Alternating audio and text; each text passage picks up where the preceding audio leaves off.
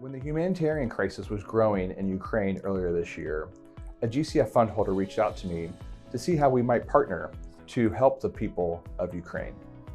What resulted in that conversation was an idea to create a matching campaign where $100,000 would be put up and members of our community would be challenged to match that. We raised over $240,000 for 5 organizations to provide humanitarian relief to the people of Ukraine. 2 of those organizations were Matthew 25 Ministries and the Jewish Federation of Cincinnati. In Ukraine, we have roughly 200,000 members of the Jewish community there.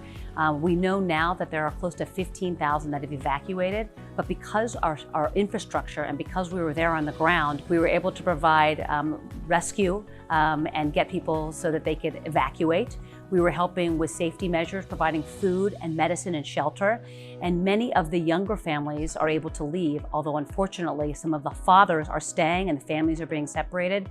But one thing that I thought was extremely powerful is that there are seniors that are homebound that cannot leave. And so our colleagues overseas, our healthcare workers, are staying in people's homes and they're spending the night on the floor because these individuals need support and they need help. And I met with some individuals who are on the ground in Ukraine, and one of them was a man named Roman. And Roman is from Ukraine. He was born in Odessa, and he was telling us that this is painful and this is hard. The needs continue to increase because the war is still ongoing. And so whether it's food, shelter, medicine, humanitarian aid, it still matters and we still need it every day. And the collective impact of what we're doing together is really saving lives. Our partners, we have been partnering in that area for a long time, over 15 years. And they were telling us different things that had been happening. And I think the thing that really impacted me and impacted all of our work is, hearing about the families being torn apart, specifically sending their children away to other countries. Some didn't have the means to do that, so they were sending them to bunkers. The money that we received for Ukraine, we used it several different ways.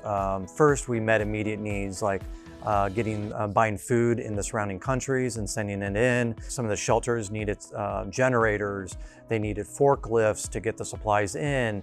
So really infrastructure, feeding them, medical supplies, even emotional support is really what we did with a lot of the money. And that continues to go on now. Prior to the invasion, we had about 4 really good partners, and they had probably between them maybe about 50 to 100.